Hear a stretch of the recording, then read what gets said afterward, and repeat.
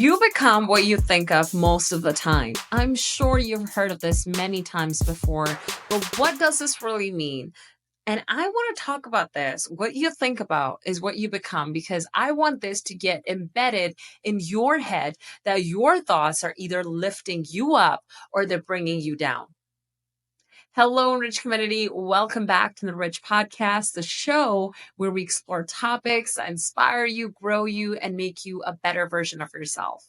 This is your virtual bestie, and I am here to guide you, support you, empower you, and allow you to experience the safe place, because everything that we talk about here is going to lift our consciousness. It's going to help us grow and develop personally and professionally. If you are new here, welcome to the Enrich Podcast. You're definitely in here for a treat. I'm about to become your virtual bestie, and my intention for you is to leave this episode feeling empowered, more confident, and ready to make an impact, not just in your life, but in others' lives as well. In today's episode, we will be focusing on how our thinking is either working for you or it is working against you. And I actually want to bring some research in right now and tell you that we think about 60 to 80,000 thoughts per day. And significant portion of these thoughts, which is around 95% of these thoughts, are repetitive. So what does that really mean is that these are the same thoughts we had the previous day. And this repetition can be beneficial, or it can also be limiting you, because it depends on the nature of the thoughts. And I also want to actually bring this perspective in that we are running on a program, and our subconscious mind is running the show. Think about it this way. Your brain is like a computer, and all the beliefs, emotions, thoughts are the software. So how do we rewire the software? Is by writing a new program. Our brain is really designed to protect us. It was not designed for us to think positively. So whether your belief is limiting or it is an empowering belief, your brain will do a great job by collecting the evidence to reconfirm that belief. I kind of want to delve into what subconscious programming is. So, what it is the process of influencing or conditioning the subconscious mind, which operates below the level of consciousness awareness. And what it does is significantly impacts our thoughts, our behaviors, our beliefs, and our emotions. And our subconscious mind is responsible for storing the habits, automatic responses, and our deeply ingrained beliefs that form our experiences and repeated actions over time. For instance, let's say you have a new position at a new location and you're driving there for the very first time, and this is a new route that you're taking. The first day, maybe the second day, perhaps the third day as well, you're going to be unsure. You're probably going to be using your Google Maps. Eventually, you're going to learn the route, and you will not even sometimes remember how you got to that location, because your brain is really good at memorizing. It loves the repetition. It learns, because what your brain likes, it likes to consume less energy. This is why anytime you have a new belief or a change is required, your brain doesn't really enjoy that, because now it requires your brain to consume more energy. Do you know where I'm going with this, right? Before I get too deep into this, I actually would love to chat with you about Working 101. Link is in the description below. Fill up the Google form, and myself or my team will connect with you, and we can do one-on-one coaching as well. I am also a life coach, and I absolutely love this realm of personal development, and I love helping people reach their next level of success. So I actually want to bring a new perspective in. So anything in the universe and life, it has been created twice. How? Now you're probably wondering, what do you mean it has been created twice? Anything that you have manifested or created in physical form, it was first thought in your head.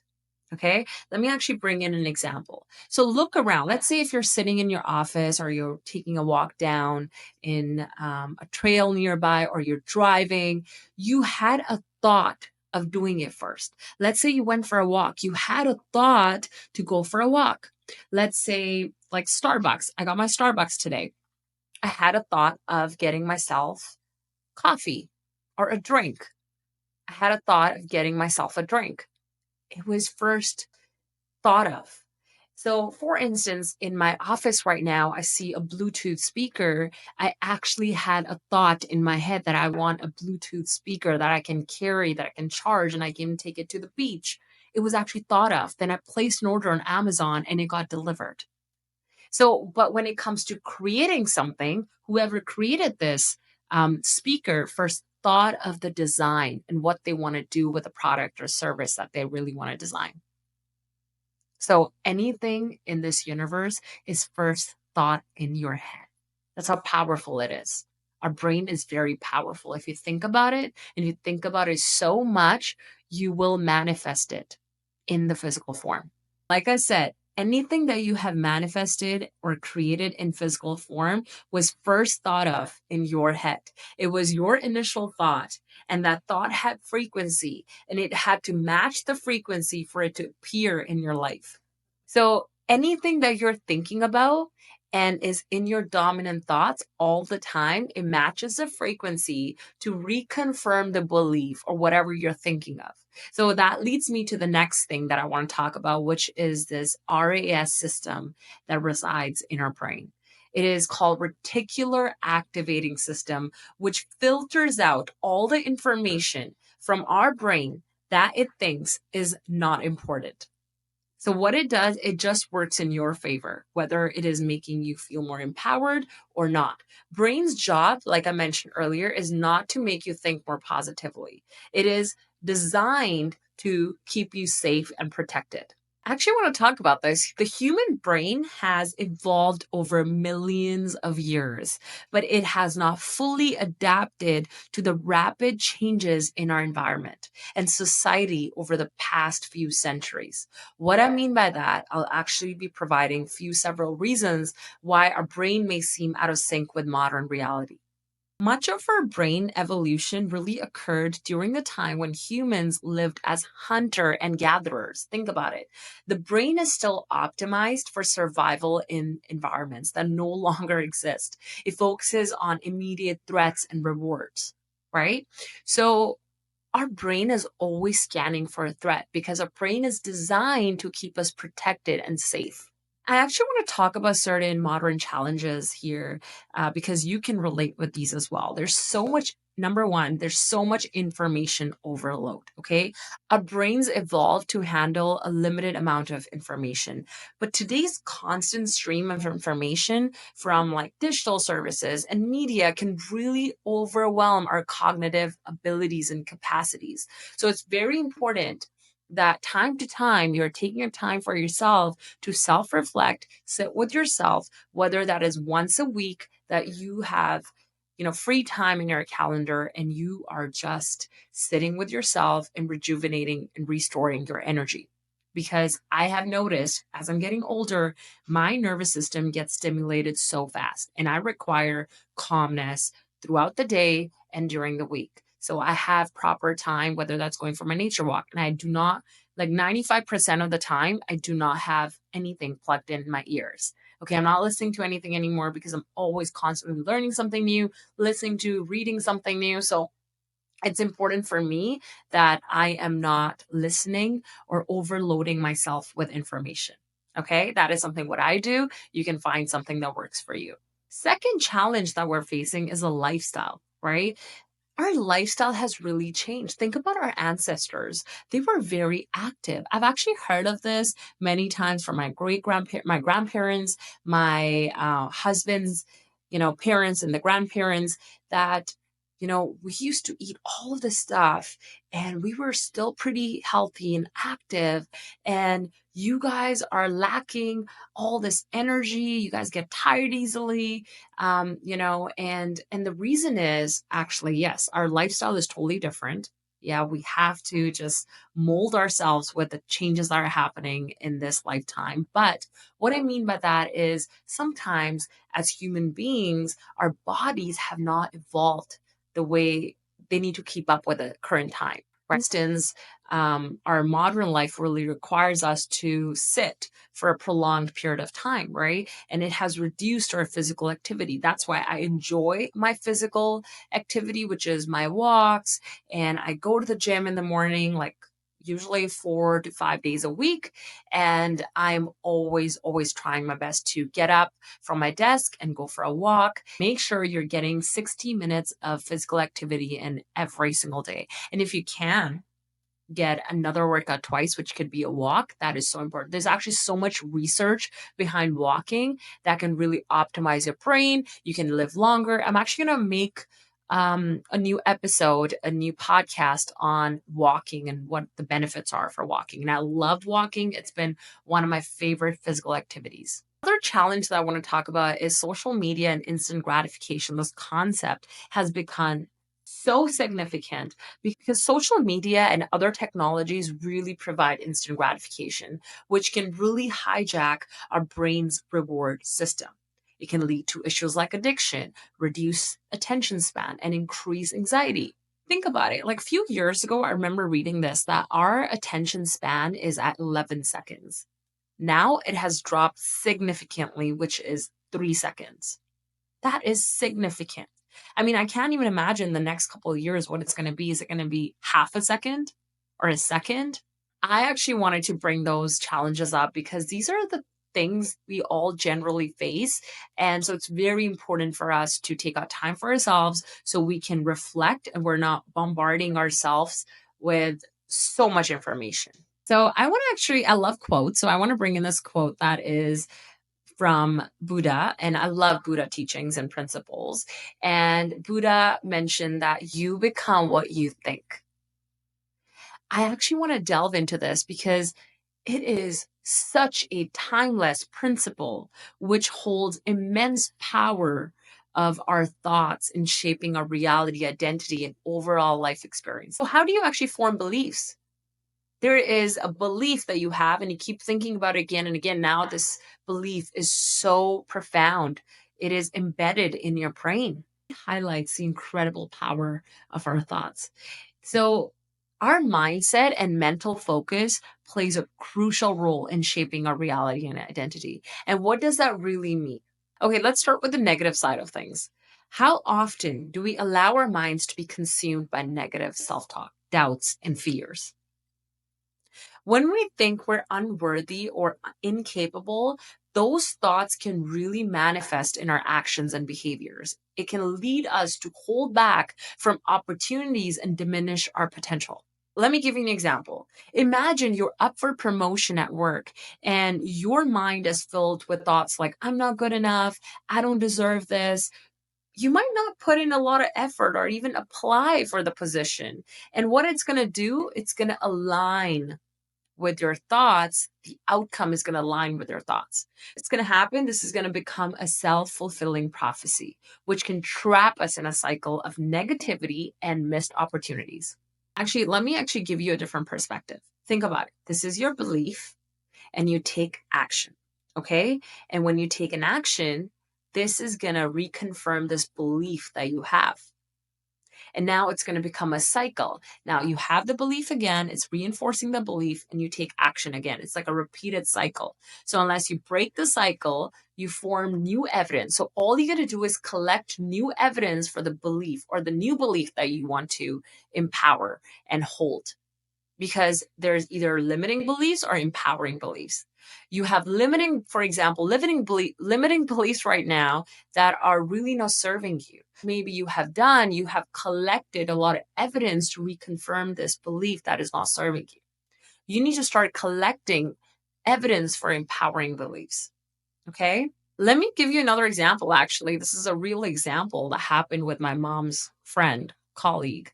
My mom was telling her colleague that, hey, you should apply for this position that just opened up.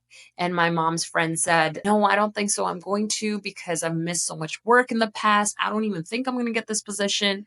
And my mom just encouraged her. She's like, I think you should totally apply for it. Like, what are you going to miss? Or if you're not going to get it, it's okay. Just try next time. So, anyways, after some back and forth, my mom's colleague, she actually reached out to my mom saying, hey, thank you so much. If it wasn't for you, like I wouldn't have applied for this position. Thank you for encouraging me. I actually had this belief that, I'm not going to get this position, but I'm glad that you encouraged me and applied and actually got this position. Think about it. In this case, someone else stepped in and encouraged them, but imagine they didn't. You would think you will never get that position and you would have missed that opportunity. See how our brain works? It's always working for you. Your brain is always finding evidence to confirm your beliefs. Okay, let's flip the script and look at the positive side. When you nurture empowering thoughts, it can have a transformative impact in our lives. How? So let's say we adopt the mindset of that you can learn new things, right? There's an opportunity for you to level up and acquire new skills. You're not going to give up easily because you have this belief that you can learn new skills. Now, I'm not saying it's going to be easy, but you're going to be reconfirming that belief that you have by taking action again and again. Let's say there's an entrepreneur, okay, and they're starting a new business. And if they constantly tell themselves, I can overcome any challenges, they're most likely going to find creative solutions and persist through these challenges and difficulties, which is going to lead them to grow professionally and personally. Okay. And I have the strong belief myself, my personal example, that I believe I'm a resilient person. So anytime I face a challenge, I never give up. Now, like I said, that does not mean that it becomes easy for me, but it becomes a little bit easier because I have this belief and it's embedded in my head that I am a strong and resilient person and I can get through anything in life. So anytime there's a challenge that rises, I'm always challenged to confirm that belief and I always overcome that challenge and I come out stronger. So it's also building your strength and resiliency. Before I finish here, let me actually talk about how can we harness this concept to foster a positive mindset and create the life that we desire by focusing on the right thoughts. Really want to emphasize on self-talk. Self-talk, your internal dialogue, it's very sneaky the way it shows up. Sometimes you're not even aware of it. So how do you become aware is by taking a time to reflect. Right? It could be a situation that you could be facing again and again, maybe with a spouse or a situation at work. What is something that you need to open yourself to a different perspective, right? And you need to stop collecting evidence for your limiting belief and find more evidence for your empowering belief. And if this is the first time that you are replacing this belief, all you got to do is question and challenge. So number one thing you need to do is pay attention to the internal dialogue that runs throughout your mind each day. And whenever you notice a negative or self-limiting thought, challenge them. Ask yourself if they're based on facts or just fears. Okay. So I've mentioned this many times in the past before that you need to challenge and you need to question it. Is this a fact or is this my mind making things up? Next thing you need to do is start replacing these negative thoughts with positive affirmations. So for example, if you catch yourself saying, I can't do this, you just need to replace it with I am capable and resilient and I can do this. And over time, these positive affirmations will eventually rewire your brain to focus on your strengths and possibilities. All you got to do is repeat these affirmations because anything that you have developed, whether that's a habit or a belief embedded in your brain, it is learned, right? So it is a learned behavior. Another powerful strategy is visualization. This is huge. Picture yourself living the dream life that you want. Visualize it. Take the steps every single day and become the person you've always dreamed of. All you got to do is a mental rehearsal. This is what there's so much research behind it. And you know what this mental rehearsal can really do? It can boost your confidence and growth and motivation. Because when you think about it, it kind of gives you that boost of confidence and pushes you to take that step. Because think about it, what you imagine, what you think about, you become, and you will manifest in the physical form. And last thing I want to mention, surround yourself with positive influences, people who are doing the work. Engage with people who uplift you, inspire you, who also pour into you. Okay. And consume content that encourages growth and positivity. Whether it's books, podcasts, or any motivational videos, it's very important that you're pouring into yourself as well. And thank you so much for always showing up. Please share this episode with someone that you truly care about and subscribe to our channel. If you haven't subscribed to our channel, it's very important that you do because I want to make sure that we are reaching more people and raising the consciousness of this earth. If you can share this episode with 2 people today, that would make me so happy. And we're all going to empower each other and grow each other as individuals and collectively. So thank you so much once again. And I'm going to leave you with this, like I always do, sending you a lot of love and positive vibes. See you next Tuesday. Take care.